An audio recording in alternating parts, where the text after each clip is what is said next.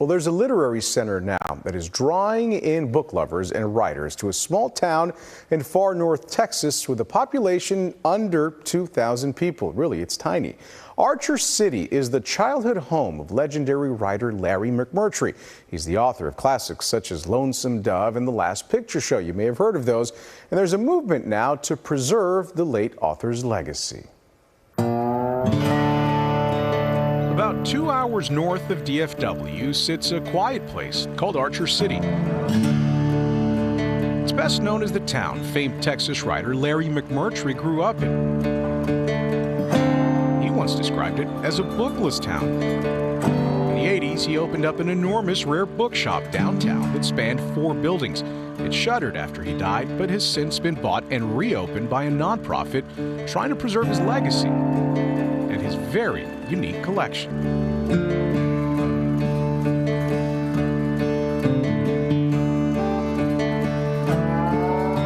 It was here at Booked Up, the home base of the Larry McMurtry Literary Center, where I met George Getzschow. Hey. Hello. George. Good to see you. Ken. How are you? I'm George. So here we are. This is it. Larry's Temple of Books. He's McMurtry's old pal and his mentee, and he's now dedicating his retirement years to keeping Larry's memory alive. We have books here from every walk of life: scientists, astronomy, naturalists, bird collectors. With the help of volunteers, he's starting with preserving and documenting the treasure trove of books that the author left behind for him. Here we have biography, literary criticism. Most of these books are out of print. Most of them are rare first editions. All 300,000 of them. McMurtry was a prolific writer. He penned dozens of novels, including Lonesome Dove and The Last Picture Show, which is a bleak novel about small-town life that he based on his childhood. It was turned into a movie that was filmed right here in Archer City. He also wrote nonfiction and dozens of screenplays. Besides writing, his other passion was collecting books of all kinds. We do not want to sell these books. We want to turn this into a literary center. We're going to run it as a bookshop for about 3-4 years because we have more books than we can have shelf space for. So now, every week, Getzschow's volunteers travel from all across the state. They gather to dust, to catalog, and to work toward a common goal. In a time when younger generations might believe that books are relics of the past, you are trying to preserve them and sort of change that perception. Is that hard?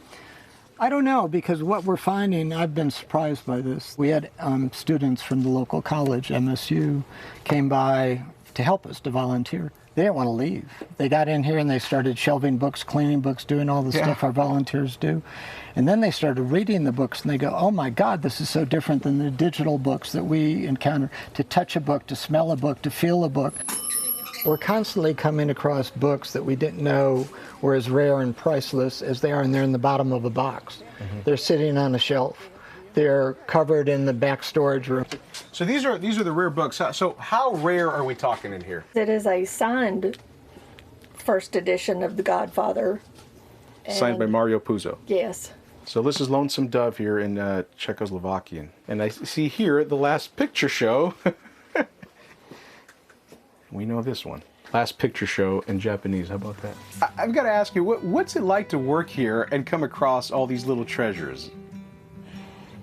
It is not something I ever thought would happen in my life. We're the stewards of this now. Yeah. We're the stewards of one of the most iconic book collections in the country. There's still a lot to do, though, but Getzschow says they've made progress from the disrepair that this space was in just less than a year ago. What do you think Larry would say if he saw it in the state that it is now? What do you think he'd say to you? I think he'd be pleased because he loved books so much. He'd be happy. I think so.